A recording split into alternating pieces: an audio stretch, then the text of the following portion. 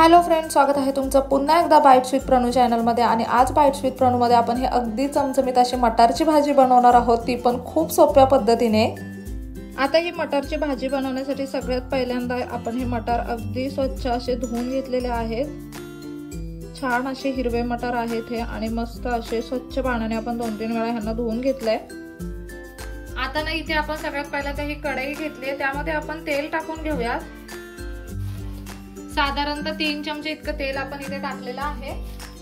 आता इथे तेल छान असं गरम झालेलं आहे। आपण त्यामध्ये फोडणीला हिंग टाकूयात, थोडं कढीपत्ता टाकूयात। इथे ना बारीक चिरलेला कांदा टाकायचा आहे।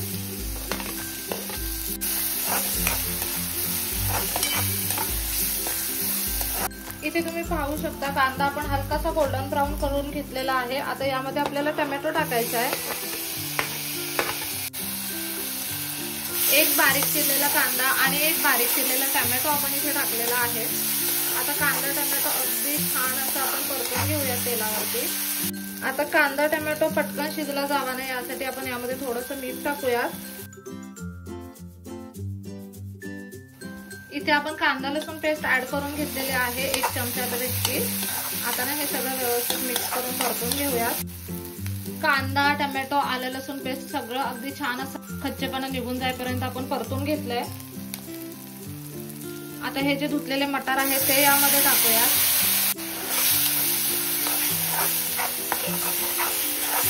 एकदा ना हे मिक्स करून घेऊयात। आता यामध्ये आपल्याला ना 1 चमचाभर इतका चिकन मसाला टाकायचा आहे। पाव चमचा हळद टाकायची आहे। 1 चमचाभर इतकं लाल तिखट टाकायचं आहे। मस्त असं हे सगळं आता मिक्स करून घेऊया।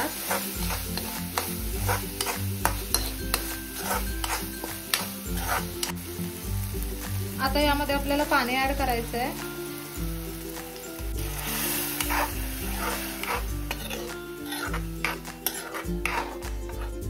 आवश्यकतेप्रमाणे पाणी यामध्ये टाकून घ्यायचं आहे।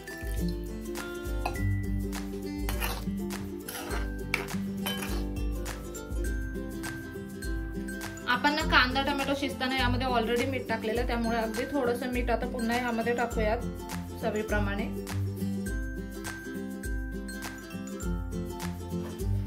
आता ना मोठ्या गॅसवरती याला एक उकळी येऊन द्यायची आहे। इथे तुम्ही पाहू शकता भाजीला एक मस्त अशी उकळी आली। आता आपण ना गॅसचा फ्लेम मीडियम करूयात आणि आता झाकण ठेवून ही भाजी आपल्याला शिजवून घ्यायची आहे साधारणतः 7-8 मिनिटांसाठी। आता हे मटार असल्यामुळे ना अगदी पटकन शिजले जातात। हिरवा वाटाणा शिजायला वेळ लागतो, मटार अगदी पटकन शिजले जातात।